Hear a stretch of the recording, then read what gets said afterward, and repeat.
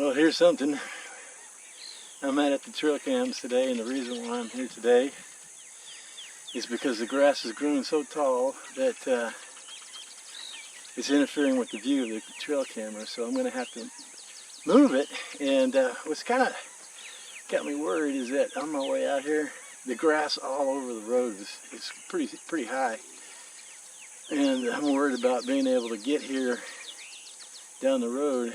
I did bring some batteries to replace, but man, these batteries are still showing pretty good. So I believe I'm just going to leave them in, and we'll just move forward with what we have. Actually, I'm going to leave them close to this area because it seems like this grass right here, they eat it. And this is why they're here, is they like this grass. On the way here, yeah, I forgot my camera. I went batteries from my Action Pro 5 and not Action, yeah. And so I said, well, it's kind of late in the day, I won't see anything. Well, on the way here, I come up I spook a deer up, 2 javelina, and 2 coyotes, and I have no video of it. It always happens that way. Always happens that way. Well, I'm here to give you some tips on how I determine where I'm going to place my trail cameras. And what you see here, these are animal trails. And so, I'll back out of here. And what makes this spot kind of interesting is it's surrounded by water. It's just like a peninsula. And I think this is called Three Lakes area. And you can kind of see there's two. Yeah, here's the other one. And one thing about satellite views is that you never know how old they are or when they were taken. They could have been in drought when this was taken. So not only do you need to kind of get in an area that has a lot of features that you like and you think the animals would like. So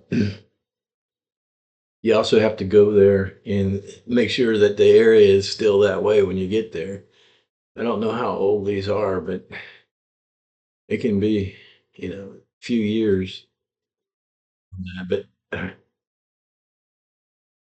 you know, so you follow one of these trails up, and this is kind of goes up into this wooded area. Put it on a tree in that area, and you'll probably have a good chance of see a passerby. And, another thing I wanted to show you here. Now, I have hunted this, and this up here is the north, and this down here is the south.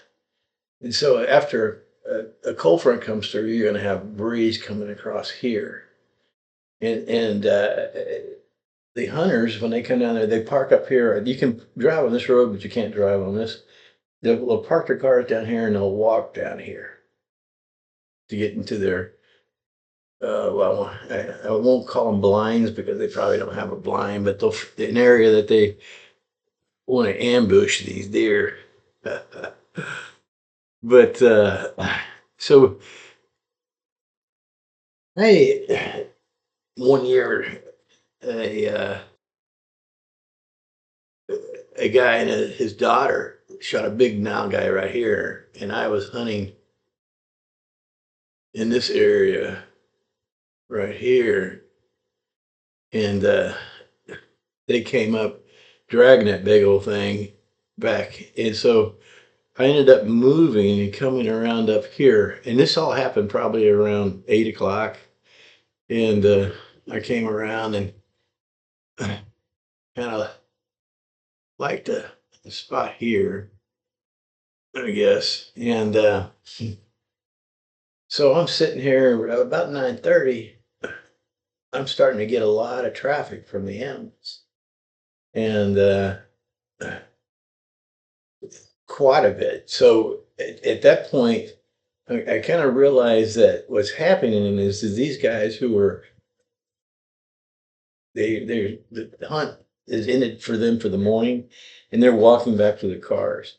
And when they walk back to their cars, the animals, see them, and they come running over to here around the edge. So remember, this is water. Right now, it's just solid water. But when this satellite picture was taken, it wasn't. And so what the animals will do is they'll follow this ridge. It's probably muddy out here, so they probably don't want to get muddy. And they follow this ridge, and they come up on me. And that particular first day, I want to say I might have shot. This is archery season, but I don't remember if I did the first day. But I did ended up getting a big nalgai, and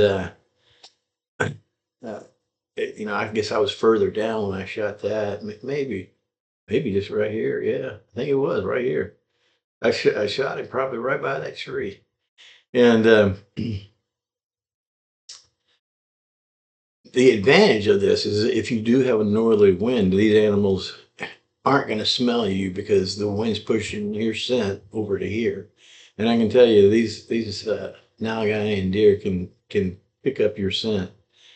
And another thing is that if you put a little ground blind out, they know it's not supposed to be there. They recognize it's a strange object. They don't connect it with human beings necessarily, but they will not come close enough for you to shoot at it with an archery device. And so, if you're using a rifle, you got the range on there, and it would probably be okay. But archery season, I wouldn't use one of those pop-up tents unless you're allowed to put it up like a month in advance, and let the deer and nalgai get used to it. But this here is a wildlife management area, and I think the hunt, you're allowed to go there the day before the hunt and establish where you want to hunt. And then if you put a ground blind up, then you'll probably ruin the chance of getting anything for sure.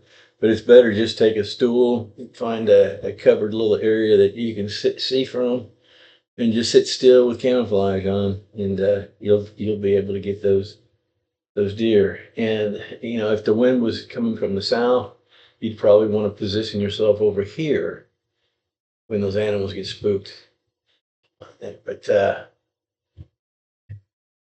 trail cams, you can take your Google Earth or Maps or whatever satellite system you use and find a system like, this looks kind of interesting right here. You got this good solid trail coming down.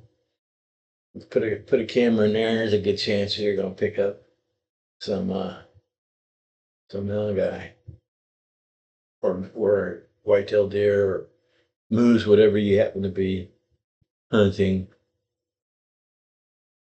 So we'll just want to take a little moment to kind of show you how I pick my trail cam areas, and a little hunting tip when you're hunting these national wildlife management areas. And you probably, to get that edge, you probably have to do things like that.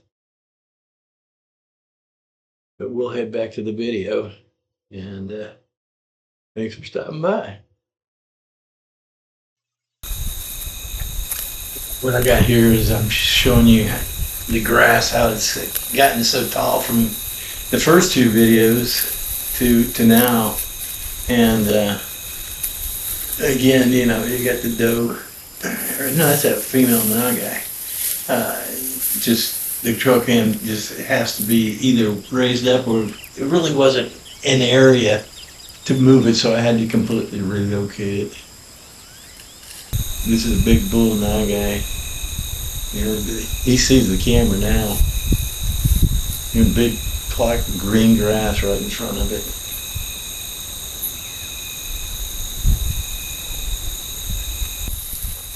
And they like eating that grass.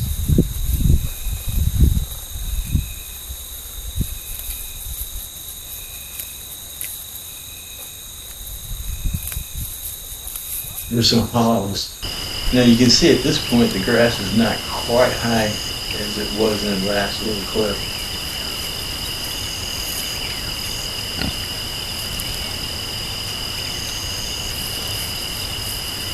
couple of them now, guys. You can tell by the ears. And again, the grass is still not as high as the last couple of week before the videos before the haul.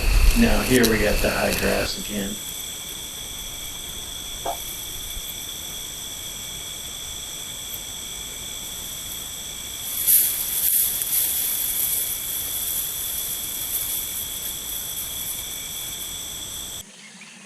So we got the trail cam relocated, and this is the place where I heard the alligator last time. So I got my eyes wide open. Now I'd say something about the mosquitoes, but God, I don't want to jinx myself.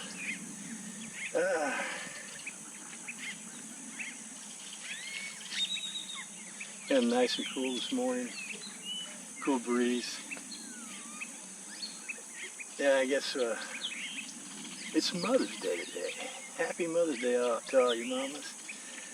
I better get home and get back to the mama I live with, my wife. Because whether they, you tell them, I'm not your mama, or you're not my mama, and they'll look at you with that look on their eyes saying, hell, I'm not. All right.